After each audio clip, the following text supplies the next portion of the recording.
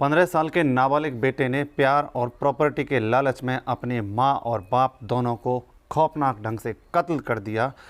पूरी घटना की वजह जानने के लिए वीडियो में अंत तक बने रहें। ऐसा क्या हुआ कि एक बेटा जो कि नाबालिग था, उसने अपने मां बाप को मौत के घाट उतार दिया। खौफनाक घटना को अंजाम देने के लिए विवश हो गया। नमस्कार, आदाब। भारत भूमि न्यूज़ पर आपके साथ मैं बंटी रावत। दरअसल ये मामला बिहार से सामने आता है।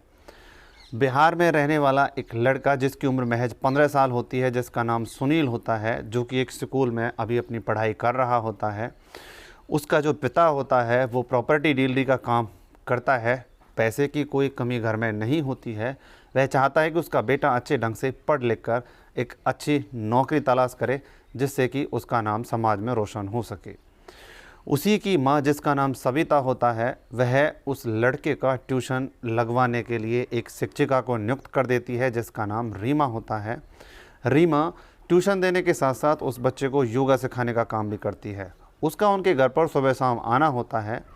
उसी लड़के का बाप बालकनी में खड़ा होकर उस योगा टीचर रीमा को देख रहा था और वह योगा टीचर उसके लड़के को योगा करा रही होती है। अब उसका पिता उस लड़की पर धीरे धीरे करके लट्टू होने लगता है और उसको मन ही मन चाहने लगता है। उधर उसका बेटा भी उस योगा टीचर के साथ खुश होता है और वह भी उससे प्रेम संबंध बनाने की कोशिशें शुरू कर देता है। दोनों बाप बेटे का एक ही महिला के साथ प्रेम प्रसंग बनने शुरू हो जाते हैं, लेकिन इस बात की भनक उसकी पत्नी सविता को लग जाती है। उसके पिता को रीमा योगा सिखाने के बहाने पार्क में बुला लेती है और दोनों एक दूसरे के साथ वहाँ पर बातचीत कर रहे होते हैं। सुबह शाम दोनों एक दूसरे के साथ योगा करते हैं और एक दूसरे के साथ अश्लील हरकतें करते हैं। सविता ये सारा माजरा कई दिनों तक देखती रहती है, लेकिन एक दिन जब बात हद से ज़्यादा बढ़ती दिखाई देती है तो वह उनको टोक देती है। वह रीमा को कहती है कि हिरन को पता होना चाहिए कि उसकी शिकार होने वाली है, लेकिन वो उसकी बात नहीं समझ पाती है कि सविता रीमा से आखिरकार क्या कहना चाहती थी। उधर रीमा उसके बेटे को अपने प्रेम जाल में फंसा लेती है और उस लड़के को उसके पिता की हत्या करने के लिए कहती है और वह उस लड़के पर इस कदर दबाव बनाती है। पहले उसके साथ संबंध बनाती है, उसके साथ अश्लील हरकतें करती है और इस पर लड़का जब उसके जाल में फंस जाता है, उसके दबाव में आ जाता है, तो वह उसी के पिता को उसी के हाथों मरवाने के लिए कहती है। वह लड़का उसकी बातों में आ जाता है और उसके दबाव में आकर अपने पिता की सोते हुए चाकू से गला रेतकर हत्या कर देता है।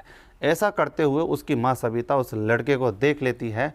अब उस लड़के को शक हो जाता है कि कहीं मां मेरे खिलाफ पुलिस में कंप्लेंट दर्ज ना करा दे।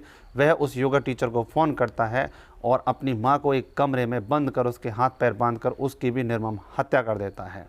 अब योगा टीचर के पास केवल एक ही बचा था कि वह उस लड़के को और ख़त्म कर दे तो सारी प्रॉपर्टी और पैसे उसी के पास आ जाएंगे। लेकिन योगा टीचर यहाँ पर सब्र रखती है और उस लड़के को ही इस क्राइम में फंसा देती है। वह पुलिस को इन्फॉर्म कर देती है। पुलिस मौके पर पहुंचती है और रंगे हाथों उस लड़के को गिरफ्तार करवा देती है। अब उसकी प्रॉपर्टी, उसके रहन सहन, उसके पैसे पर उस महिला का पूरा अधिकार हो जाता है। लेकिन पुलिस जब इस मामले को खंगालती है और लड़के पर जब सख्ती से पूछताछ का दबाव बनाया जाता है तो लड़का पूरी घटना हाँक जाता है। उसके बाद उस योगा टीचर रीमा को भी गिरफ्त में ले लिया जाता है।